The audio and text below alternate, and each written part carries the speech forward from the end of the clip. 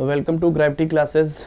और हम लोग लेक्चर कंटिन्यू करने वाले हैं, that is aldehyde ketone and carboxylic acid, जिसमें से एल्डिहाइड एंड कीटोन का कंप्लीट पोर्शन हो चुका था। कार्बोक्सिलिक एसिड का पिछले लेक्चर जो हमने रिकॉर्ड किए थे उसमें कुछ पोर्शन हो गया था। आज जो हम लोगों को स्टार्ट करना है वो कुछ केमिकल प्रॉपर्टीज से रिलेटेड है। और जैसे अल्कोहल में हम लोगों ने पढ़ा था कि जब भी हम एक अल्कोहल की रिएक्शन, ठीक है ना, PX3 या PX5 टाइप के कंपाउंड से कराते हैं तो उसमें क्या होता है कि एक SN2 रिएक्शन के थ्रू आपका RX जनरेट होता है, यानी अल्कोहल जो है ना आपका वो अल्काइल हैलाइड में कन्वर्ट होता है। सेम मैकेनिज्म यहाँ पे भी है, ठीक है ना, सिमिलर टू अल्कोहल से RX बनाना। तो यहाँ से हम लोग कार्बोक्सिलिक एसिड से एक्चुअल में बनाते हैं बच्चे एसिडिक हैलाइड, ठीक है ना। वो RCOX टाइप के जो कंपाउंड होते हैं उनको यहाँ से प्रिपेयर करेंगे, ठीक है। तो सिंपल सी एक रिएक्शन देखते हैं, जैसे कि हमने जो है ना कार्बोक्सिलिक एसिड लिया और PCl3 के साथ रिएक्शन कराई, तो यहाँ से जो आपका OH है वो रिप्लेस हो जाएगा इस हैलोजन से और आपको मिल जाएगा RCOX या RCOCl, ठीक है ना। बाई प्रोडक्ट के तौर पे आपका H3PO3 बन जाता है। अब इसको थोड़ा सा ट्रिक से समझते हैं, हालांकि रिएक्शन मैकेनिज्म इतनी हमारे लिए इम्पोर्टेंट नहीं है, सिर्फ यहाँ पे ट्रिक समझिए कि ये प्रोडक्ट कैसे बना होगा। और ये हमने अल्कोहल वाले चैप्टर में आपको सिखाया भी था, एक बार ध्यान देना, जा करके रिवाइज करना। उसमें क्या होता था, ROH था, यहाँ पे बच्चे RCOOH है, ठीक है ना, इस ग्रुप के साथ OH लगा हुआ है। तो उसमें हमने आपको सिखाया था कि आप जब प्रोडक्ट बनाएं तो कुछ इस टाइप से प्रोडक्ट बना लेना।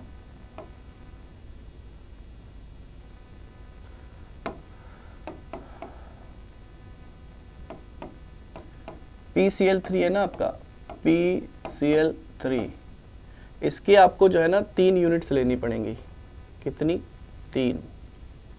तो इसकी 3 यूनिट ले लेना, ठीक है। अब करना क्या है, ठीक है, थोड़ा सा ध्यान दो। या आप इसको अलग अलग भी लिख सकते हो, आप अलग अलग करना चाहो अलग अलग भी लिख लो। ये जब आप उससे रिलेट करोगे ना आपको याद आ जाएगा कि मैं क्या कह रहा हूँ। इसको थोड़ा सा नीचे लिख लेते हैं, देखिए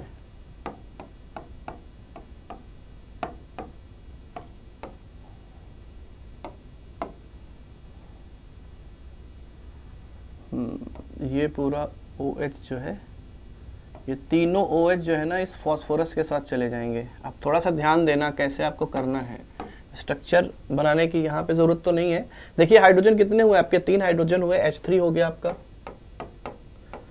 फॉस्फोरस 1 है, ऑक्सीजन भी कितने हैं, 3, तो एक आपका H3PO3 है, बाई प्रोडक्ट मिल गया, ठीक है। अब क्या करना है ध्यान दो, ये जो एक एक Cl है ना, एक एक यूनिट के साथ आप अटैच कर दें तो कुल मिलाकर के आपको क्या मिल जाएगा, RCO एंड Cl। तो इस तरह की आपको 3 यूनिट मिल जाएंगी, एसिड हैलाइड बोलते हैं इसको, ठीक है ना।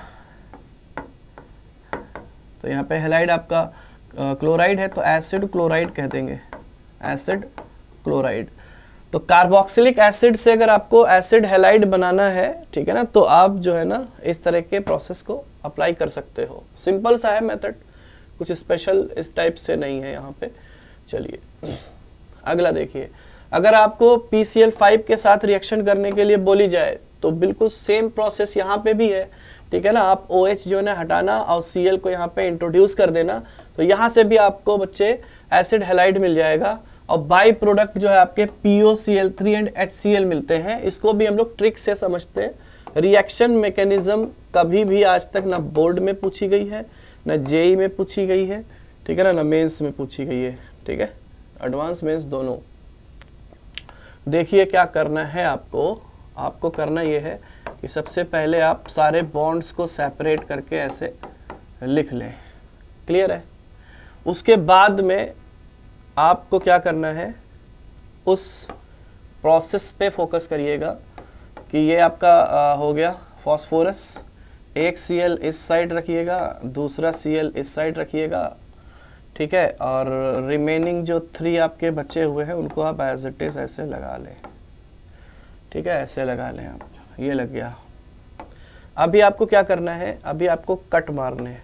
देखिए एक ये कट हम मारेंगे ऐसे,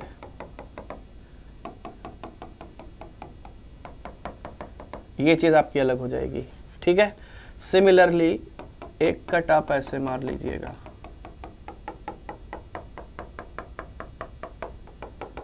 ये हो गया, ठीक है। और एक कट आप ऐसे लगाइएगा,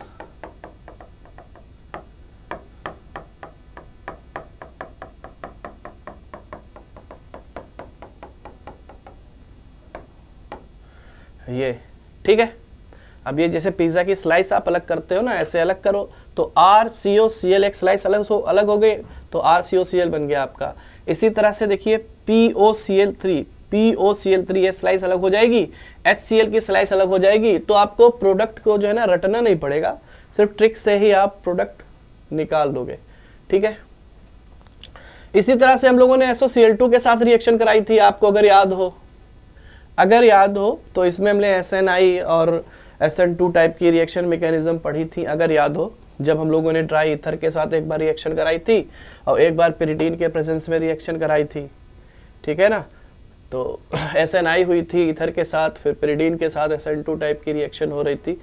तो यहाँ पे इतना तो डिटेल में नहीं करना है, सिंपल सा यहाँ पे भी जो है ना आपका OH चला जाएगा और Cl आ जाएगा, यहाँ से भी आपको एसिड हैलाइड मिल जाएगा और बाई प्रोडक्ट जो है ना आपके SO2 एंड HCl बनेंगे।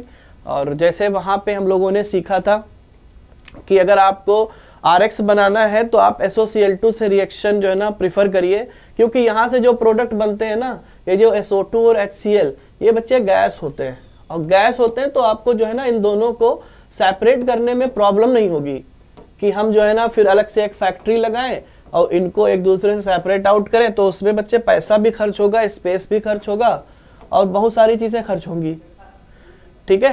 तो आप किसी भी ऐसे प्रोसेस की तरफ ना मूव करें जिसमें आपका नुकसान हो, ठीक है। चलो ट्रिक इसमें भी समझ लो, इसकी भी ट्रिक बिल्कुल प्रीवियस जैसी है, बिल्कुल प्रीवियस जैसी ही है। RC⋅OOH, ठीक है। SOCl2 को बोलते हैं बच्चे सल्फोनिल क्लोराइड, सल्फोनिल क्लोराइड। बच्चे ध्यान से देखना, देखिए यहाँ पे भी हम स्लाइस काट लेंगे कुछ इस तरह से। एक तो आपका ये हो गया, दूसरा ध्यान देना, दूसरा ये क्रिकेट वाला दूसरा नहीं है, एक क्रिकेट में भी होता है ना दूसरा, तो यहाँ पे सेकंड है, ठीक है। देखिए RCOCl की स्लाइस अलग हो गई तो SO2 अलग हो गया, HCl अलग हो गया, तो आपको मिल गया बच्चे acid halide SO2 and HCl, that's it. बस इससे ज़्यादा नहीं इसमें आपको कुछ सीखने की ज़रूरत है। अब यहाँ पे R की जो है ना डिफरेंट वैल्यू ले लेना, कहीं जो है इथाइल ले लेना, मिथाइल ले लेना, तो उस हिसाब से आपको मिलते चले जाएंगे, तो उसमें कोई बड़ी बात नहीं है, इतना तो आप लोगों ने सीख लिया है। चलिए ये थोड़ा इंपॉर्टेंट रिएक्शन है और इसको सीखते हैं, अच्छी रिएक्शन है ये, कि जब हम अमोनिया के साथ रिएक्शन कराएंगे, अमोनिया गैस के साथ रिएक्शन कराएंगे कार्बोक्सिलिक एसिड की, ठीक है ना। तो बचपन में आपने सीखा होगा और हमने भी सिखाया होगा, जब हमने एसिड बेस स्ट्रेंथ पढ़ाई थी, आपको हमने क्या बताया था कि एक कार्बोक्सिलिक एसिड है, ये एसिडिक हाइड्रोजन होता है बच्चे, ये एसिडिक हाइड्रोजन होता है, ठीक है ना। ये कैसा है, एसिडिक हाइड्रोजन, क्लियर है। अच्छा, नाइट्रोजन के पास बच्चे लोन पेयर है, इस लोन पेयर की प्रेजेंस की वजह से ये एक बेसिक यूनिट की तरह काम करेगा, यानी एज अ बेस वर्क करेगा। और हमने आपको एक गाना सिखाया है, वो सिर्फ सीखने के लिए है, गाने के लिए नहीं है। जैसे कि मैं मजाक के तौर पे क्लास में बोलता हूँ ना कि एक गाना आया था सुल्तान का कि बेबी को बेस पसंद है, ठीक है ना। तो अगर हम आपसे बात करें, अगर बेबी को बेस पसंद है तो बेस को क्या पसंद है, तो केमिस्ट्री ये बोलती है कि बेस को बच्चे H+ पसंद है, ठीक है। तो बेस को H+ पसंद है और H+ कौन सा, एसिडिक जो होगा ना वही तो पसंद होगा। तो ये क्या करेगा, अपना लोन पेयर इसको डोनेट करके NH4+ में कन्वर्ट हो जाएगा। यानी ये इधर ध्यान दो, H+ और प्लस बच्चे अमोनिया, H+ प्लस अमोनिया, ठीक है ना। ये जैसे ही अपना लोन पेयर इसको प्रोवाइड करेगा तो अमोनियम आयन में कन्वर्ट हो जाएगा NH4+। इसको क्या बोलते हो आप? Ammonium ion. बड़ा ही प्यारा सा कैटायन है ये, अमोनियम आयन इसको बोलते हैं, ठीक है। अच्छा, ये जो H+ आपने लिया है ये कहाँ से लिया है? ये कार्बोक्सिलिक एसिड से ही तो आपने चुराया है, यानी आपके पास कार्बोक्सिलेट आयन बचा होगा, ठीक है ना। जब भी आप किसी एसिड से उसका H चुरा लोगे तो कॉन्जुगेट बेस जो बचेगा, ठीक है ना, इसको हम यहाँ पे क्या बोल रहे हैं? Carboxylate ion. कार्बोक्सिलिक एसिड से आया है तो इसका नाम क्या हो जाएगा? Carboxylate ion. बच्चे ये एक बच्चे एनायन है और ये एक क्या है? कैटायन है।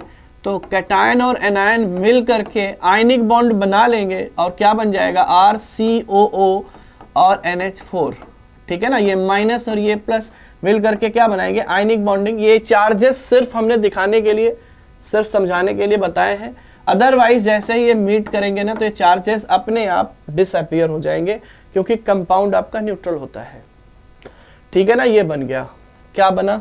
यानी अब हम अपनी जो है ना रिएक्शन को आगे कंप्लीट करेंगे कि यहाँ पे आपने बना लिया है, हमने नहीं, आपने बनाया है। क्या बनाया है? ये बनाया है, ये देखो और ध्यान से देखो। अगर हम बच्चे इसको हीट कर दें, इसको क्या कर दें? हीट कर दें, तो इसको अगर आप हीट करोगे तो एक्चुअल में ये क्या करेगा, इस बात पे फोकस करना बहुत इंपॉर्टेंट है। और आई थिंक बहुत नहीं, बहुत ही ज़्यादा इंपॉर्टेंट है। और कैसे करोगे इसको थोड़ा सा मैं मॉडिफाई करूँगा फिर से आपकी अंडरस्टैंडिंग को वहाँ तक ले जाने की, ताकि आपको ये रिएक्शन रटनी ना पड़े, रटनी ना पड़े। ये मेरी पूरी इच्छा है और बरसों की इच्छा है, परसों की नहीं, बरसों की। देखो कैसे, जैसे ही आप इसको हीट करोगे तो ये क्या करेगा कि नाइट्रोजन के जो हाइड्रोजन्स हैं, ये 2 हाइड्रोजन बच्चे ये ऑक्सीजन चुरा ले जाएगा। ये ऑक्सीजन क्या करेगा? चुरा ले जाएगा। और कैसे चुराएगा, कैसे दिखाएं? ऐसे दिखाते हैं आपको। देखिए, ये ऑक्सीजन जो है ये चुरा ले जाएगा इन 2 हाइड्रोजन को, ठीक है ना। 2 हाइड्रोजन को चुरा ले जाएगा। अच्छा, इसमें हमने 3 ही दिखाए, एक और दिखा देना, नहीं तो अमोनियम आयन बुरा मान जाएगा।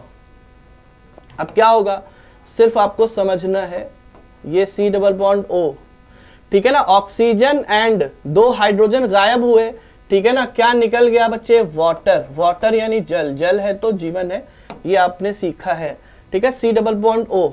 अब ये जो नाइट्रोजन है ना और 2 हाइड्रोजन यहीं पे मिल करके ये अमाइड में कन्वर्ट हो जाएगा। क्या बन जाएगा? अमाइड। क्या बन गया? अमाइड। क्लियर है? तो अगर आपको कार्बोक्सिलिक एसिड दिया गया तो अपनी एसिडिक प्रॉपर्टी को यूज करेगा और अमोनिया की बेसिक प्रॉपर्टी को यूज करके वो बच्चे कन्वर्ट हो जाएगा। एसिड एंड बेस जब मिलते हैं तो क्या बनता है? सॉल्ट। अच्छा, ये बड़ी गलत फहमी है, क्योंकि आपने हाई स्कूल वगैरह में एक रॉन्ग या यूं कहें पार्शियली करेक्ट कॉन्सेप्ट पढ़ रखा है कि जब भी एक एसिड और बेस आपस में रिएक्ट करेंगे तो सॉल्ट एंड वाटर बनेंगे। ज़रूरी नहीं है, ठीक है ना, ये ज़रूरी नहीं है। देखिए ना, वो केसेस तब होते हैं जब हम एसिड यूज करते हैं आर्हीनियस वाला, बेस यूज करते हैं आर्हीनियस वाला, ठीक है ना। आर्हीनियस का मतलब ये है कि एसिड उन्होंने बोला था वो होते हैं जो पानी में घोल दो तो H+ जो है ना देते हैं, और बेस वो होते हैं जो OH- लिबरेट करते हैं, उनको हम लोग आर्हीनियस एसिड एंड बेस बोलते हैं। तो जब भी आर्हीनियस एसिड एंड बेस आपस में रिएक्ट करते हैं तो आपको सॉल्ट प्लस वाटर मिलता है। यहां पर भी देखिए, क्या यह सॉल्ट नहीं है, बीच में आयनिक बॉन्डिंग हो रही है, कार्बोक्सिलेट आयन आया, अमोनियम आयन आया, तो ये सॉल्ट ही तो बना है। इसको हम नाम क्या दे देंगे बच्चे? नाम क्या देंगे? ये अमोनियम है, ये कार्बोक्सिलेट है, तो इसको नाम देंगे अमोनियम कार्बोक्सिलेट, अमोनियम कार्बोक्सिलेट,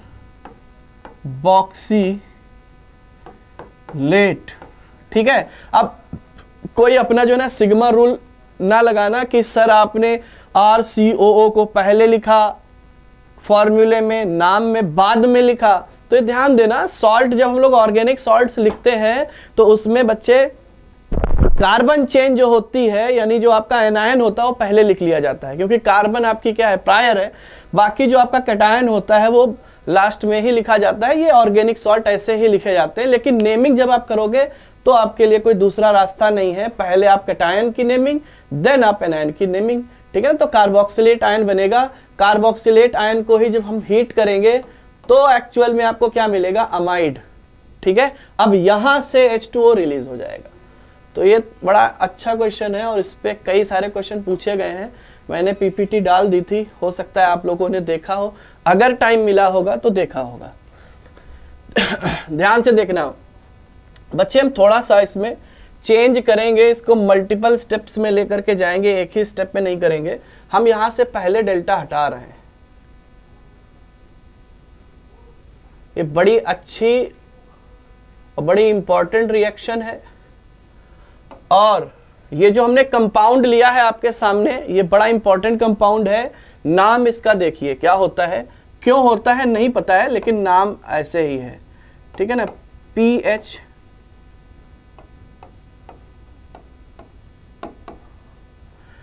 हाँ, इसको पढ़ना बच्चे जो है ना, इंग्लिश है और इंग्लिश जानते हो दूसरों की लैंग्वेज है, लॉजिक वॉजिक हमको इतना नहीं है पता।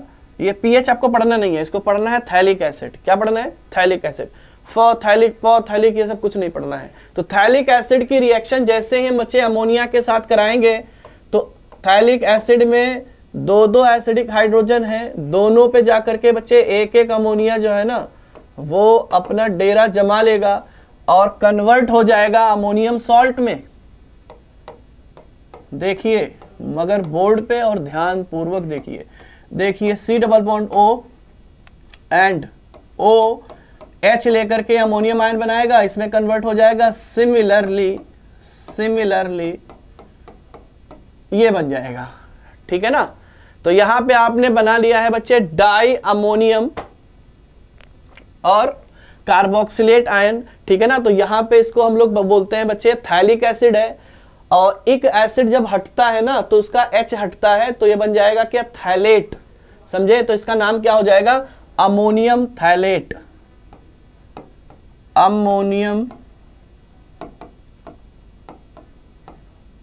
थैलेट, अमोनियम थैलेट सॉल्ट बन गया। फिर से अगर आपने बच्चे हीट किया, क्या किया आपने, अगर हीट किया तो बच्चे पुराना मेथड क्या है, H2O यहां से बाहर हो जाएगा, H2O यहां से बाहर हो जाएगा और NH2 डायरेक्ट कार्बोनिल ग्रुप से दोनों तरफ जुड़ जाएगा। ये देख रहे हो, दोनों यूनिट से जुड़ गया और यहाँ पे बच्चे दो वाटर जो है ना वो निकल गए, ठीक है, दो वाटर निकल गए, इसको हम लोग डिहाइड्रेशन बोलेंगे, डिहाइड्रेट हो गए, ठीक है। इसका नाम ध्यान देना, ये थैलिक एसिड से बन गया क्या, थैलामाइड। थैला, ये थैला आपके घर वाला थैला नहीं है, ये केमिस्ट्री वाला थैला है जिसमें कोई चीज रखी नहीं जाती, ये ऐसा थैला है जिसमें कोई चीज रखी नहीं जाती। तो ये आपका बन गया बच्चे थैलामाइड, थैलिक एसिड से आपने क्या बना लिया, थैलामाइड, ठीक है ना। इसको फर्दर मैं अगर हीट कर दूं और अगर हीट कर दूं और अगर आप हीट करोगे तो यहां से क्या होगा, इस केस में क्या होगा कि एक अमोनिया जो है ना, अमोनिया वो रिलीज हो जाएगी, यानी यहां से एक NH2 और पड़ोसी से एक H निकलेगा और क्या बन जाएगा, बहुत ही ज्यादा एस्टॉनिशिंग है और बड़ा अच्छा प्रोडक्ट है। देखिए क्या बन रहा है, देखो ध्यान से देखो, एक नाइट्रोजन बचेगा, एक तो अमोनिया आपका बाहर हो गया, ये अमोनिया आपने क्या कर दिया, बाहर कर दिया, ठीक है ना, ये अमोनिया बाहर हो गया, एक बॉन्ड ये बना, दूसरा बॉन्ड ये बना, वहां पे दो हाइड्रोजन थे, इसमें दो हाइड्रोजन थे ना, तो एक बचा होगा, ये बन गया। ये जो बना ये सिर्फ बना नहीं है, ये तबाही है, ठीक है ना। इसका नाम है बच्चे थैलीमाइड। क्या है ये, थैलीमाइड, थैलीमाइड, थैलीमाइड। आपको नाम याद रखना है, मेरा नहीं, इस कंपाउंड का, बहुत इंपॉर्टेंट है, ठीक है, बहुत इंपॉर्टेंट है ये।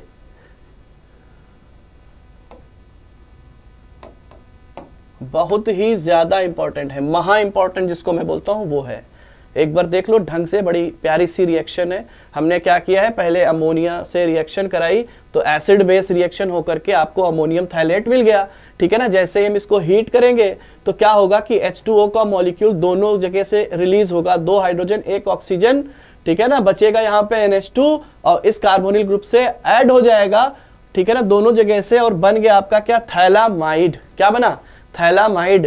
थैलामाइड को अगर आप हीट करोगे तो उसके थैले से अमोनिया निकल जाएगी। आई मीन थैलामाइड से अमोनिया निकलेगी, थैले से अमोनिया नहीं निकलेगी। तो थैलामाइड से वो थैली में कन्वर्ट होगा। कोई भी चीज कम हुई ना तो पहले बड़ा था, थैला था, अब थैली हो गई। ये मजाक है, लॉजिक कोई नहीं है, ठीक है ना। तो थैलामाइड से अमोनिया अगर निकला तो क्या बनी, थैलीमाइड। कह रहे हैं देखिए कैसे थैले को छोटा छोटा करके थैलीमाइड बना रहे हैं, तो ऐसा कुछ नहीं करना है।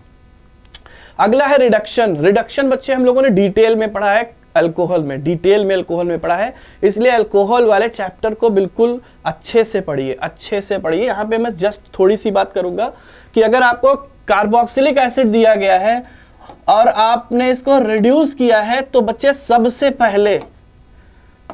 पहले जो ये यूनिट है, ये यूनिट बच्चे कन्वर्ट हो जाएगी एल्डिहाइड में। किसमें, एल्डिहाइड में, ठीक है। फर्दर अगर आप इसको रिड्यूस कर रहे हो तो फिर से ये जो आपकी CHO वाली यूनिट है, ये यूनिट बच्चे कन्वर्ट हो जाएगी अल्कोहल में, और अल्कोहल मतलब CH2OH, दैट इज आपका 1 डिग्री अल्कोहल। क्या बनेगा, 1 डिग्री अल्कोहल। इसका रिवर्स प्रोसेस हमने आपको सिखाया था, अगर याद हो, परसों की ही बात है। अगर याद हो कि अगर हमने इसको ऑक्सीडाइज करा दिया तो ये एल्डिहाइड बन जाता था, एल्डिहाइड का फिर से ऑक्सीडेशन कराते थे तो क्या बनता था बच्चे, कार्बोक्सिलिक एसिड, ठीक है ना। और किस यूनिट का ऑक्सीडेशन या रिडक्शन होता है उसको मैंने हाईलाइट कर दिया है यहाँ पे और यहाँ पे, ठीक है ना। सिर्फ इस यूनिट से हमको मतलब है, बाकी आर की फॉर्म में क्या लगा हुआ है हमसे मतलब नहीं है, ठीक है। तो भावनाओं को समझो। अब यहां पे थोड़ी सी इंपॉर्टेंट बात ये हम लोग कर लेते हैं कि सर आपने रिड्यूस किया है एक कार्बोक्सिलिक एसिड को एक एल्डिहाइड में, एक कार्बोक्सिलिक एसिड को एक एल्डिहाइड में, और फिर से आपने सेकेंड स्टेप में एल्डिहाइड को रिड्यूस कर दिया अल्कोहल में, तो क्या हम भी ये बार बार इतना तामझाम करेंगे, नहीं। वो क्वेश्चन की बच्चे रिक्वायरमेंट बताएगा कि आपको कार्बोक्सिलिक एसिड से एल्डिहाइड बनाना है या अल्कोहल बनाना है। बात समझ में आ रही है। अच्छा, अगर आपको डायरेक्ट यहां से यहां जाना है तो हो सकता है रिड्यूसिंग एजेंट्स दूसरे टाइप के यूज करने पड़े, हो सकता है आपको यहां से डायरेक्ट यहां पे जंप मारना है तो रिड्यूसिंग एजेंट आपके दूसरे हो सकते हैं। तो वो देख लीजिए आप कि अगर मैं कहूं कि आपको यहां से यहां जाना है, अगर मैं कहूं आपको यहां से यहां जाना है तो यहां पे आप क्या यूज कर सकते हो सर, कि ये गाड़ी यहीं पे रुक जाए। तो आपको हमने एक रिड्यूसिंग एजेंट सिखाया था, डाइबल H, बहुत ही इंपॉर्टेंट, महा इंपॉर्टेंट रिड्यूसिंग एजेंट होता है। इतना इंपॉर्टेंट रिड्यूसिंग एजेंट है कि लगभग हर साल जेईई या नीट वगैरह में क्वेश्चन आता है, ठीक है ना। और उसकी प्रॉपर्टी ये थी कि सिर्फ वो 1 स्टेप ही क्या करता था, रिड्यूस कराता था। यानी अगर आपको यहां से यहां आना है, यहां से यहां आना है तो आप डाइबल H यूज कर ले, बिल्कुल परफेक्ट रहेगा, ठीक है ना, कोई झंझट ही नहीं है। तो यहां पे हम लोग डाल देते हैं डाइबल H, ठीक है ना। डाई आइसोब्यूटाइल एल्यूमिनियम हाइड्राइड, जो इसका फुल फॉर्म हुआ करता था, याद होगा आपको, कल ही की तो बात है। कोई बोलेगा नहीं सर हमको तो यहां रुकना ही नहीं था, हमको तो अल्कोहल में बड़ा इंटरेस्ट है बचपन से, तो आप ये बना लें, ठीक है ना। अब ये अगर आपको बनाना है तो इसमें आप जो है ना LAH वगैरह यूज कर सकते हो, LAH यूज कर सकते हो ड्राई ईथर के साथ, ठीक है ना। सेकंड स्टेप में क्या करवाते थे, अगर याद हो, एसिडिक हाइड्रोलिसिस कराते थे। आप नहीं भी लिखोगे ना तो अंडरस्टूड है, वो अल्कोहल में ही जा करके आपको पटकेगा, लेके जाएगा। हाँ, यहाँ पे क्या यूज नहीं कर सकते वो अगर आप थोड़ा सा ध्यान दें तो हमने आपको बताया था, जैसे NaBH4 वगैरह अगर आप यूज कर रहे हो तो ये इसको रिड्यूस नहीं करवा पाएगा, ठीक है ना। कार्बोक्सिलिक एसिड या उसके डेरिवेटिव्स को ये रिड्यूस नहीं करवाता है, ठीक है, आपको याद होगा, देख लो ध्यान से। तो आप यहाँ पे LAH वगैरह यूज कर लेना, बड़ा इंपॉर्टेंट है। क्लियर है। इसके अलावा भी होते हैं, मैं बहुत ज़्यादा डिटेल में नहीं जाऊंगा, क्योंकि डिटेल में अगर आपको देखना है तो आप अल्कोहल वाली पीपीटी खोल के देखें, उसमें हमने डिटेल में करवाया है। तो ये हो गया कार्बोक्सिलिक एसिड। नेक्स्ट है आपका हेल-वोलार्ड ज़ेलिंस्की रिएक्शन, HVZ शॉर्ट में बोलते हैं, ठीक है ना, हेल-वोलार्ड ज़ेलिंस्की रिएक्शन। इसमें क्या होता है, इसमें ध्यान देना, इसमें आपको ऐसे कार्बोक्सिलिक एसिड्स यूज करने हैं जिनमें अल्फा हाइड्रोजन हो। कैसे अल्फा? अल्फा किसके रेस्पेक्ट में देखते हैं? जो आपका फंक्शनल ग्रुप होगा। मैं कार्बोक्सिलिक एसिड की बात कर रहा हूं, तो कार्बोक्सिलिक एसिड में जो आपका फंक्शनल ग्रुप है वो COOH है, यानी कार्बोक्सिलिक ग्रुप है।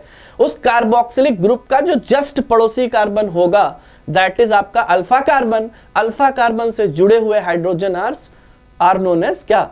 Alpha hydrogen. क्लियर है, ये समझ में आ गया। यानी ऐसे कार्बोक्सिलिक एसिड्स जिनमें अल्फा हाइड्रोजन हो वो HVZ रिएक्शन देंगे। कैसे देंगे वो ध्यान से देखो। उसके साथ हम लोग रिएजेंट क्या यूज करेंगे? एक तो रिएजेंट जो अभी हम लोगों ने यूज किया था, ठीक है ना, वो यूज कर लेंगे PCl3। उसके बाद में हम लोग हाइड्रोलिसिस कराते हैं। क्या कराते हैं? हाइड्रोलिसिस। ठीक है, अब यहां पे डायरेक्ट PCl3 आप ना यूज करना चाहें, क्योंकि हो सकता है आपको Br वगैरह लेना पड़े, तो PBr3 वगैरह जो है ना इतना स्ट्रॉन्ग स्टेबल नहीं होते हैं। तो आपको हमने बताया था आपकी शॉर्ट मेथड आपका एक होता है कि अगर आपको ऐसे कंपाउंड बनाने हैं तो आप डायरेक्ट रेड फास्फोरस और हैलोजन की रिएक्शन कराएं, वो क्रिएट कर देंगे। इनडायरेक्टली हमको लेना यही है। इनडायरेक्टली क्या लेना है? PX3।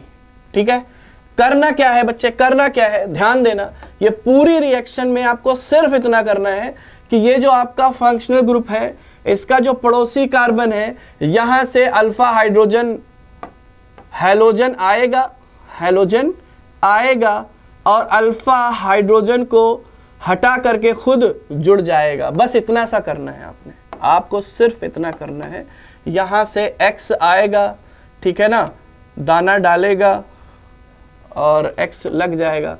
ये जो कहानी मैं सिखाता रहता हूँ तो वही है, same to same.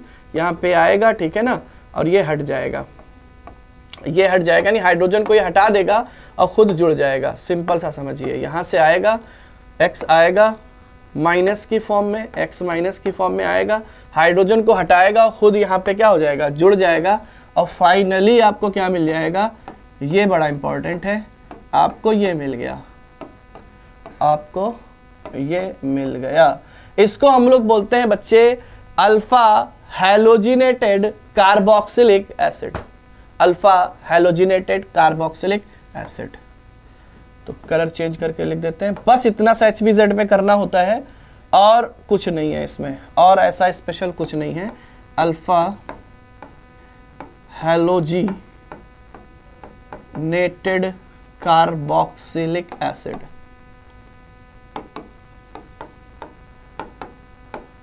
Alpha halogenated carboxylic acid, ये आपका मेजर प्रोडक्ट हो जाएगा। आई थिंक बात आपको क्लियर हो रही होगी। मेन आपका ये है, बाय प्रोडक्ट से यहाँ पे ज्यादा मतलब नहीं है। ठीक है, देख लो एक बार, पढ़ लो, पढ़ते हैं आगे। ये पढ़ लेना, जो मैंने बताया ना वही है। यहाँ पे अल्फा हाइड्रोजन होने चाहिए, alpha hydrogen should not be zero. ठीक है ना, ऐसा कार्बोक्सिलिक एसिड हो तब भी आप रिएक्शन करवा पाओगे। ये रिएक्शन बच्चे हम लोगों ने करी थी अल्कोहल में, अगर आपको याद हो, अल्कोहल वाले चैप्टर में हम लोगों ने ये रिएक्शन करी थी और आपने हाई स्कूल में ये रिएक्शन पढ़ी होगी। इसको हम लोग बच्चे सोडा लाइम मेथड बोलते हैं। ठीक है ना, सोडा लाइम मेथड। ठीक है ना, इसमें दो चीजें यूज की जाती हैं एज अटैकिंग सब्सटेंसेस या रिएजेंट आप बोल सकते हो। वो है NaOH, ठीक है ना, NaOH, और दूसरा है बच्चे CaO, यानी ये है आपका क्विक लाइम, क्विक लाइम, और हिंदी में बोले तो चूना। ठीक है ना, तो सोडियम को हम लोग क्या लगाएंगे? चूना लगाएंगे। और वो आपका वाला चूना लगाना नहीं है, सोडियम के साथ हम लोग क्विक लाइम यूज करेंगे। सोडियम के साथ क्विक लाइम यूज करेंगे। अगर आपको बातें याद आ रही हैं, मैं करवा चुका हूं क्लास में। मैंने बताया था कि यहाँ पे ये जो आपका है ना, ये NaOH, ये हाइग्रोस्कोपिक होता है। हाइग्रोस्कोपिक, हाइग्रोस्कोपिक का मतलब ये होता है कि अगर आपने धोखे से ओपन एटमॉस्फेयर में इसको खुला छोड़ दिया, ठीक है, तो ये जो है ना एक्वस सॉल्यूशन बना लेता है। एक्वस सोल्यूशन बना लेता है, यानी मॉइस्चर को एब्जॉर्ब कर लेता है। मॉइस्चर को क्या करता है? एब्जॉर्ब कर लेता है। अच्छा, मॉइस्चर को अगर एब्जॉर्ब इसने कर लिया तो इसका जो फंक्शन हम इस रिएक्शन में यूज करने वाले हैं वो फंक्शन नहीं कर पाएगा, ठीक है ना। तो इसको बच्चे ड्राई रखने के लिए हम लोग ड्राइंग एजेंट क्विकलाइम यूज करते हैं, यानी CaO यहाँ पे ड्राइंग एजेंट की तरह वर्क करता है, ड्राइंग एजेंट, ठीक है ना। अब ये क्या करेगा? इसको ड्राई करने की कोशिश करेगा कि आप रिएक्शन करवा रहे थे, अब इतनी प्रिकॉशन जरूरी तो है नहीं कि NaOH को बिल्कुल ऐसा सिस्टम बना दिया, एटमॉस्फेरिक बिल्कुल भी मॉइस्चर नहीं है, तो ये बहुत लाइकली मतलब ना के बराबर है, ठीक है। तो कहीं ना कहीं NaOH जो है ना वो मॉइस्चर से एटमॉस्फेयर से मॉइस्चर को एब्जॉर्ब कर सकता है, और अगर एब्जॉर्ब कर लिया तो उसका जो पर्पस है वो बेकार चला जाएगा। तो इसलिए हम लोग जो है ना इसका यूज करते हैं क्विकलाइम का, और इनका जो रेशियो होता है वो 3:1 का रेशियो होता है, ये भी आपको ध्यान रखना है, 3:1, ठीक है ना। अगर आपने NaOH 3 लिया है तो उसका 1/3 आपको कैल्शियम ऑक्साइड लेना है, बस, इससे ज्यादा नहीं, ठीक है, बाकी इसका कोई यूज नहीं है। अच्छा, NaOH जो होता है ना वो एक बेस है। NaOH क्या है? बेस है। अच्छा, ये जो रिएक्शन है ये है डी कार्बोक्सिलेशन। क्या है? D carboxylation. डी का मतलब होता है डिलीट कर दो, रिमूव कर दो, निकाल दो, बाहर फेंक दो। किसको? कार्बोक्सिलेशन, यानी CO2 को। CO2 को निकाल के आपको फेंक देना है। अच्छा, CO2 जब बनेगी साथ में इसका मेन प्रोडक्ट भी बनेगा, वो मैं भी रिएक्शन में बता रहा हूं। तो NaOH क्या करता है? NaOH बेसिक होने की वजह से, बेसिक इन नेचर होने की वजह से ये बच्चे एसिडिक होता है, तो इसको ये एब्जॉर्ब कर लेता है, यानी रिएक्शन में जो आपकी CO2 रिलीज होगी NaOH जाएगा, कैप्चर करेगा। कैप्चर करने का मतलब ये है कि सोडियम इसके साथ रिएक्ट करेगा और कार्बोनेट सॉल्ट में कन्वर्ट हो जाएगा, प्लस आपका वाटर बाहर हो जाएगा, ठीक है। तो CaO का काम क्या था? NaOH को ड्राई करना, क्विक, यानी जिसको हम क्विकलाइम बोलते हैं, चूने का काम, ठीक है। NaOH का काम क्या है कि इस रिएक्शन में जो भी हम सबस्ट्रेट यूज करने वाले हैं, दैट इज आपका कार्बोक्सिलिक एसिड या उसका सॉल्ट, ये यूज करने वाले हैं। तो जैसे ही आप बच्चे रिएक्शन कराओगे, हीट वगैरह कराओगे, तो क्या होगा? CO2 बाहर निकलेगी, रिमूवल ऑफ CO2 होगा। उस CO2 को एब्जॉर्ब करने का काम कौन कर रहा है? NaOH कर रहा है। तो NaOH जो है ना CO2 को एब्जॉर्ब करके Na2CO3 सॉलिड में कन्वर्ट कर देगा, काम खत्म। बस इतना है, ठीक है ना। अब रिएक्शन को एक बार देख लो, ये जो पॉइंट्स लिखे हुए हैं मैंने एक्सप्लेन कर दिए हैं, आप एक बार देख लेना कि यहाँ पे क्या करना है। देखो एक बार थोड़ा सा देख लो। व्हेन कार्बोक्सिलिक एसिड या बच्चे इसी का सॉल्ट, सोडियम या potassium salt is heated with NaOH, किसके साथ? NaOH, ठीक है ना, और विद सोडा लाइम, या पूरा जो है ना NaOH और CaO मिक्सचर ले लो, तो यहाँ पे डी कार्बोक्सिलेशन रिएक्शन होती है, यानी CO2 रिमूव हो जाती है, ठीक है ना। और CaO और NaOH के मिक्सचर को हम लोग सोडा लाइम बोलते हैं। CaO जो है ना बच्चे वो NaOH को ड्राई रखने का काम करता है, यानी ड्राइंग एजेंट होता है। क्या होता है? ड्राइंग एजेंट होता है, ठीक है। इतनी बात आपको क्लियर हुई। हम लोग रिएक्शन के जरिए से इसको और समझते हैं। देखिए, कुछ मल्टीपल रिएक्शंस हमने ली हैं और कुछ स्पेशल नहीं है। हम पहले यहाँ पे करवा लेते हैं, यहाँ पे अपने पास जगह है, यहाँ पे करवा लेते हैं। देखो, RCOH ले लो या RCONA ले लो, ठीक है, एक ही बात है। वो एक बात इसलिए है क्योंकि ऑलरेडी हम लोग मीडियम कैसा ले रहे हैं? बेसिक। अगर मीडियम ही आपका बेसिक है तो हम ये ना लेकर के ये भी लेंगे ना, तो पहले एसिड बेस रिएक्शन होकर के वो कन्वर्ट इसी में हो जाएगा। इसलिए इन दोनों में से चाहे जो लो, एक्चुअल में रिएक्शन जो है ना इसी के साथ ही होगी, ठीक है। आपने कार्बोक्सिलिक एसिड लिया, मीडियम आप बेस ले रहे हो, तो एसिड बेस जो है बैठे थोड़ी रहेंगे। एक दूसरे के बच्चे बचपन से खानदानी जानी दुश्मन बोले जाते हैं, ये सॉल्ट बना देंगे, ठीक है ना। सॉल्ट एंड वाटर यहाँ पे बनेगा क्योंकि यहाँ पे आर्हीनियस बेस यूज हो रहा है। अब ध्यान देना क्या होगा, यहाँ से CO2 आपकी रिलीज हो जाएगी। CO2 रिलीज हो गई, CO2 रिलीज हो गई, ट्रिक से समझिए, ठीक है ना। CO2 आप बाहर कर दो, CO2 आप बाहर कर दो, और उसके बाद में लास्ट वाले स्टेप में हाइड्रोलिसिस भी कराते हैं। तो उस हाइड्रोलिसिस से जो R होता है ना, वो हाइड्रोलिसिस से H लेकर के एल्केन में कन्वर्ट हो जाएगा। क्या बन जाएगा? एल्केन। ये रिएक्शन हम लोगों ने उसमें भी की थी, हाइड्रोकार्बन में, मुझे जहां तक याद आ रहा है। हाइड्रोकार्बन में एल्केन बनाने का ये एक मेथड था। एक थी कोल्बे इलेक्ट्रोलिसिस और दूसरा था सोडा लाइम मेथड। अगर आप 11th वाले नोट्स आपके पास अगर बचे हो तो खोल करके देखना, उसमें आपको ये चीज मिल जाएगी। ठीक है, अब ध्यान दो, ये जो CO2 बनी है बच्चे, बनी नहीं रहेगी, इसको एब्जॉर्ब कर लेगा आकर के कौन, NaOH, इसको एब्जॉर्ब करेगा NaOH और ये बना देगा Na2CO3 प्लस जल, जल है तो कल है यानी जीवन है, तो ये बन गया। ओके, तो फाइनली हम लोगों ने क्या बनाया, सोडा लाइम मेथड से एल्केन। ठीक है ना, हमारा मेन क्या है बच्चे, एल्केन, RH का मतलब है एल्केन। और जो रिएक्शन हम लोगों ने देखी थी ना अभी, उसको कर लेते हैं। देखिए सिंपल वे में हमको क्या करना है, इस CO2 को बाहर कर देना है, इस CO2 को बाहर कर देना है, इस CO2 को बाहर कर देना है, इस CO2 को बाहर कर देना है। ठीक है, हीट कर रहे हैं और ध्यान देना सेकंड स्टेप में आपको हाइड्रोलिसिस करानी पड़ेगी तभी उसको H मिलेगा। ठीक है, ये अगर मैं बोलूं कि ये पूरा स्टेप जो है ये पहला है, तो दूसरे स्टेप में सब में आपको जो है ना हाइड्रोलिसिस करानी पड़ेगी, यानी नहलाना पड़ेगा। ठीक है, तो देखिए हाइड्रोलिसिस कराओगे तो CH3H लेकर के किस में कन्वर्ट हो जाएगा, CH4 में, प्लस CO2 एंड NaOH मिलकर के क्या बनाएंगे, Na2CO3, और इसी में क्या निकल रहा है बच्चे, जल, तो अलग से आपको कुछ करने की जरूरत भी नहीं है।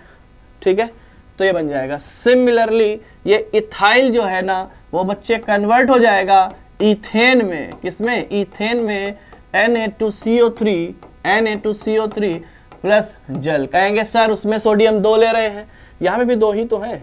ठीक है, हाँ, यहाँ देखिए ये फिनाइल ग्रुप है बच्चे, ये क्या है, फिनाइल, पीएच वाला ग्रुप है, पीएच, और पीएच को अगर हम एक हाइड्रोजन और दे दें तो फाइनली आपको क्या मिल जाता है, दैट इज बेंजीन।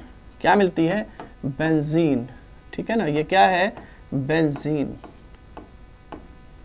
बाकी आप समझदार हो बरसों से, इसमें कोई दो राय नहीं है, ये दुनिया ने माना है और आगे भी मानना पड़ेगा।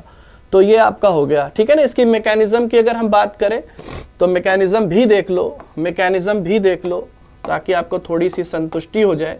देखिए हमने क्या लिया बच्चे, चाहे कार्बोक्सिलिक एसिड लें या उसका सॉल्ट लें, फाइनली वो NaOH के साथ रिएक्शन करके कन्वर्ट हो ही जाएगा उसके सॉल्ट में। तो आपको मिल जाएगा carboxylate ion RCOO- plus Na+। ठीक है, ये आयनाइज हो गया, आयनिक कंपाउंड है ना, आयनाइज होगा RCOO- एंड Na+ में। अब क्या होगा, अब क्या होगा, ध्यान देना, अब बड़ी इंपॉर्टेंट रिएक्शन है, आगे का स्टेप बड़ा इंपॉर्टेंट है। हमने लिया कार्बोक्सिलेट आयन, कार्बोक्सिलेट आयन, अगर मेरी एक ट्रिक आपको याद है तो रिएक्शंस आपकी जो ना बिल्कुल 100% हो जाएंगी। हमने आपको क्या बोला है कि अगर किसी एलिमेंट पर नेगेटिव चार्ज है, अगर किसी एलिमेंट पर नेगेटिव चार्ज है तो वो एलिमेंट पे क्या मतलब, नेगेटिव क्या पॉजिटिव कोई भी हो, ठीक है ना, अगर किसी एलिमेंट पर चार्ज है तो वो उसका दुख होता है, उसकी लाइफ का क्या है, वो दुख है, सबसे बड़ी परेशानी है। और दुख हर कोई इंसान क्या करना चाहता है, कम करना चाहता है, बांटना चाहता है, और बांटेगा किससे, जो उसका पड़ोसी होगा। तो ये अपने दुख को कम करने के लिए अपने पड़ोसी से बात करेगा कि यार तुम सुनते हो क्या, मेरा दुख आप कम कर पाओगे? तो बोलेगा यस आई कैन। करेगा कैसे, आपने तो ऑलरेडी 4 बॉन्ड बना रखे हैं, पेंटावेलेंट तो आप है नहीं, कि वो काम जो है ना आप हम पे छोड़ दो, हम R को क्या कर देंगे, बाहर कर देंगे। ठीक है ना, तो यहां से आपका R- बाहर होगा, और यहां पर देखना C डबल बॉन्ड O, और फिर ऑक्सीजन एंड कार्बन के बीच में एक और डबल बॉन्ड बन गया, यानी आपने क्या बना लिया है, CO2 बना लिया है। क्या बनाया, CO2 बनाया। यहां पे ध्यान देना बच्चे, यही जो आपका स्टेप है, यही आपका बच्चे स्लोएस्ट स्टेप है। कैसा है, स्लोएस्ट स्टेप है, और स्लोएस्ट स्टेप ही क्या होते हैं, RDS होते हैं। क्या होते हैं, RDS, यानी रेट डिटरमाइनिंग स्टेप होते हैं। और जो रेट डिटरमाइनिंग स्टेप होते हैं तो रेट ऑफ रिएक्शन उसी स्टेप में बनने वाले इंटरमीडिएट पे डिपेंड करती है। जैसे हम लोगों ने कार्बोकेटाइन इंटरमीडिएट देखा है, फ्री रेडिकल इंटरमीडिएट देखे हैं, तो यहां पे आपने क्या पाया बच्चे, कार्बेनाइन पाया। क्या पाया, कार्बेनाइन। R- का मतलब क्या है, कार्बेनाइन। यानी rate of reaction is directly proportional to stability of this compound या दिस एनायन R- पे। तो बात समझ में आपको आ गई होगी। कहेंगे सर ठीक है वो तो अलग बात है, अगला स्टेप बताइए क्या होगा। अगले स्टेप में बच्चे R माइनस को आपको नहलाना ही पड़ेगा, आपको नहलाना ही पड़ेगा, यानी हाइड्रोलिसिस आपको करानी ही पड़ेगी, ठीक है ना। ये R माइनस जो है ना चुरा ले जाएगा H प्लस को, R माइनस H प्लस को क्या करेगा, चुरा ले जाएगा और ये आपको दे देगा RH। क्या दे देगा, RH, दैट इज आपका एल्केन। Alkane, alkane. यहां मैं लिख रहा हूं कि rate of reaction is directly proportional to stability of R minus. R minus बच्चे कार्बन आयन की स्टेबिलिटी को हम लोगों ने GOC सेकंड में डिटेल में पढ़ा था, अगर आपको याद आ रहा हो। सेकेंड ईयर की आई थिंक शुरुआत ही GOC सेकंड से ही हुई थी, तो उसमें हमने आपको बताया था कि R माइनस का मतलब क्या है। R माइनस का मतलब यह है कि इसके माइनस को बच्चे स्टेबलाइज कौन करेगा। स्टेबलाइज करने का मतलब क्या है, इस माइनस को कम करना है। कम कौन करेगा, इलेक्ट्रॉन विथड्रॉइंग ग्रुप। यानी कहने का मतलब यह है कि stability of R minus is directly proportional to electron withdrawing groups and inversely proportional to electron donating group। अब आपको थोड़ी थोड़ी याददाश्त आपको बढ़ानी पड़ेगी। इलेक्ट्रॉन विथड्रॉ करने का मतलब है इलेक्ट्रॉन डेंसिटी घटा देना, और साइंस में घटाने का मतलब है माइनस। तो यहाँ पे आप -m लगा देना या -I लगा देना, तो मोस्टली इन्हीं से काम होगा, ठीक है ना। और अगर आपने धोखे से इलेक्ट्रॉन डोनेटिंग ले लिए +m या +h या +I, तो ये क्या करेंगे, इलेक्ट्रॉन डेंसिटी को और बढ़ा देंगे, नेगेटिव चार्ज को और बढ़ा देंगे, उसके दुख को और बढ़ा देंगे, तो स्टेबिलिटी उसकी घट जाएगी। समझ में आया, ठीक है। चलो आगे बढ़ते हैं। तो इस तरह से आपको, अच्छा एक चीज और इसमें बतानी रह गई, बतानी क्या, वो तो बता ही दी है कि जो CO2 है, ये CO2 जो आपका निकला है, ये NaOH के साथ रिएक्शन करके Na2CO3 में कन्वर्ट हो जाएगा, Na2CO3 में कन्वर्ट हो जाएगा, प्लस वाटर निकल जाएगा, ठीक है। तो ये आपकी कंप्लीट रिएक्शन हो गई, और इसका नाम क्या है, सोडा लाइम मेथड, ठीक है ना। एक बार प्यार से देख लो, ढंग से देख लो, अच्छे से देख लो। ओके चलिए शुरू करते हैं। हाँ, question, the question is arrange the following in the order of ease of rearrangement. Ease of rearrangement, rearrangement यानी CO2 किसमें आसानी से निकलेगा। बच्चे हमने क्या बोला है कि rate of reaction is directly proportional to stability of R minus, यानी कार्बन आयन। कार्बन आयन यहां से अगर आप बनाओगे ना, मैं जस्ट एक इंटरमीडिएट बना रहा हूं, यहां से आप बनाओगे तो CH3 माइनस बनेगा, यहां से आप बनाओगे तो CH3 एंड CH2 माइनस बनेगा, यहां से आपको क्या मिल जाएगा बच्चे, CH3, ठीक है ना, CH माइनस, एंड सिमिलरली यहां से आपको क्या मिलेगा, CH3, CO and CH2 minus. तो ये आपको बच्चे इंटरमीडिएट मिल गए। अब इन सब में ध्यान देना कि किसकी स्टेबिलिटी ज्यादा है। जिसकी स्टेबिलिटी ज्यादा है उसका डीकार्बोक्सिलेशन क्या होगा, ज्यादा होगा, यानी उसका रीअरेंजमेंट ज्यादा अच्छी आसानी से हो जाएगा। तो आप ध्यान देना थोड़ा सा कि जिस कार्बन पे माइनस है उस पे एक्स्ट्रा में क्या लगा हुआ है। जैसे इसको मैं इन सब की तरीके से अगर लिखना चाहूं तो एक्चुअल में इसको मैं क्या लिख सकता हूं, हाइड्रोजन अलग कर देना, CH2 माइनस अलग कर देना। तो इसको अगर कंपेयर करोगे तो यहाँ पे तो आपका लगा हुआ है बच्चे +H, और +H बच्चे डीस्टेबलाइज करेगा ना, इलेक्ट्रॉन डेंसिटी इसकी बढ़ाएगा, और इलेक्ट्रॉन डेंसिटी बढ़ाना यानी इसके दुख को बढ़ाना, और दुख थोड़ी बढ़ाना चाहता है अपना। समझ में आ रहा है। यहाँ पे बच्चे 2-2 आ गए, यहाँ पे 2-2 +H आ गए, कहे अरे यार एक तो हमसे झेला नहीं जा रहा था, 2-2 लेकर के आ गए हो, ठीक है ना। तो अगला देखिए, यहाँ पर देखिए, यहाँ पर बच्चे ये जो है ना, ये अपने आप को रेजोनेंस से स्टेबलाइज कर सकता है। कैसे, देखिए जैसे ही अपना लोन पेयर इसको डोनेट करेगा, ऑक्सीजन अपने पाई इलेक्ट्रॉन खींच लेगा और ये कन्वर्ट हो जाएगा इसमें,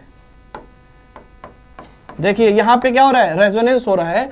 तो देखिए कार्बन पे पहले माइनस था, लेकिन उसका रेजोनेटिंग स्ट्रक्चर जो बना है उसमें माइनस नहीं है, यानी यहाँ पे उसने अपने दुख को पड़ोसी के साथ बड़ी आसानी से बांट लिया, कम कर लिया, मिनिमाइज कर लिया। स्टेबिलिटी क्या हुई, इसकी बढ़ गई, यानी सबसे ज्यादा जो आसानी से जो रीअरेंजमेंट देगा या स्टेबिलिटी होगी वो डी की होगी। उसके बाद बच्चे पहला आएगा, क्योंकि उसमें सिर्फ हाइड्रोजन है, और हाइड्रोजन तो आपका एक रेफरेंस होता है ना एलिमेंट, जिसके रेस्पेक्ट में हम लोग इंडक्टिव इफेक्ट पढ़ते हैं, ठीक है ना। तो आपका आएगा ए नंबर, ए। नेक्स्ट आपका आएगा जिसमें दुख कम है, यानी जो दुख थोड़ा कम बढ़ा रहा है, तो बी आ जाएगा आपका। और सबसे बेकार आएगा आपका दैट इज सी, ठीक है। तो ये ऑर्डर हो जाएगा, एक बार देख लो ढंग से, क्लियर है। बढ़ते हैं आगे। नेक्स्ट है आपकी एस्पिरिन फॉर्मेशन। एस्पिरिन फॉर्मेशन, ये रिएक्शन उसमें अल्कोहल में थी और मैंने इसमें डाली थी, अब पता नहीं क्या दिमाग में था, वहां पे कराना था, तो मैंने इसको यहाँ पे शिफ्ट कर दिया है। एक ही बात है, ठीक है ना। इसमें क्या कराते हैं हम लोग, इसमें हम लोग लेते हैं बच्चे सैलिसिलिक एसिड। सैलिसिलिक एसिड अगर आपको याद हो तो फिनॉल की ऑर्थो पोजीशन पे कार्बोक्सिलिक ग्रुप लगाते हैं, ठीक है ना, ये सैलिसिलिक एसिड होता है। और इसकी रिएक्शन कराते हैं बच्चे एसिटिक एनहाइड्राइड, किसके साथ, एसिटिक एनहाइड्राइड, ठीक है। तो ये आपका सैलिसिलिक एसिड है और ये है आपका एसिटिक एनहाइड्राइड, एसिटिक एनहाइड्राइड। तो एसिटिक एनहाइड्राइड क्या करेगा, देखो ध्यान से देखो बच्चे, यहाँ पे जो ऑक्सीजन है ना, इसके पास लोन पेयर है, इसके पास क्या है, लोन पेयर है। तो ये लोन पेयर यानी एक न्यूक्लियोफाइल की तरह ऑक्सीजन रिएक्ट करेगा, और न्यूक्लियोफाइल को बच्चे इलेक्ट्रोफाइल चाहिए, क्या चाहिए, इलेक्ट्रोफाइल चाहिए। तो पूरी रिएक्शन में सारे एटम्स के पास ढूंढ रहा है कहाँ पे हो इलेक्ट्रोफाइल, कहाँ पे हो इलेक्ट्रोफाइल। तो फाइनली वो जाएगा और देखेगा कि कार्बोनिल ग्रुप दिख गया उसको, कार्बोनिल ग्रुप दिख गया। बच्चे मैं 1000 बार करवा चुका हूं कि कार्बन एंड ऑक्सीजन जो है ना डबल बॉन्डेड है, ठीक है ना। तो ये बॉन्ड पोलर होता है, ये इलेक्ट्रोफिलिक सेंटर है, ये न्यूक्लियोफिलिक सेंटर है। तो अगर एक्सटर्नल न्यूक्लियोफाइल आएगा तो इस कार्बन पे अटैक करेगा, इस कार्बन पे अटैक करेगा, और अटैक करने के बाद डायरेक्टली मैं बता रहा हूं, हालांकि पूरी रिएक्शन मैकेनिज्म हमने NAR में सीखी है, ठीक है ना। NAR में भी और दूसरी कौन सी थी, बोलो, न्यूक्लियोफिलिक एडिशन एलिमिनेशन, ठीक है ना। वो क्या करेगा, इसको बाहर कर देगा, इसको बाहर कर देगा। और उसको बाहर करने का मतलब क्या है कि ये बेंजीन के साथ यानी सैलिसिलिक एसिड के साथ इसका बन जाएगा एक नाता, और नाता केमिस्ट्री में होता है बॉन्ड। नाता का मतलब क्या है, केमिस्ट्री में बॉन्ड, ठीक है, बोलिए। तो ये बच्चे आपका एसिटाइल ग्रुप जुड़ गया, ठीक है ना। इस सिंपल इतनी यूनिट को हम लोग क्या बोलते हैं, एसिटाइल ग्रुप, ठीक।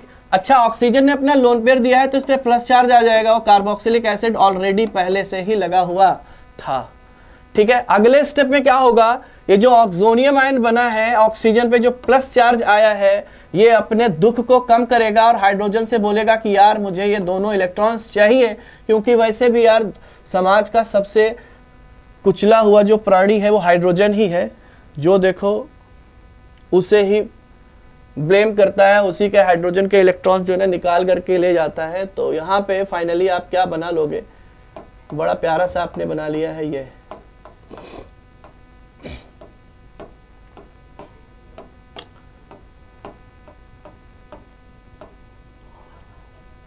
ये बना लिया, ठीक है ना। अब इसका जो नाम है ना, इसको हम लोग एस्पिरिन बोलते हैं, एस्पिरिन, एस्पिरिन, एस्पिरिन, एस्पिरिन, ठीक है।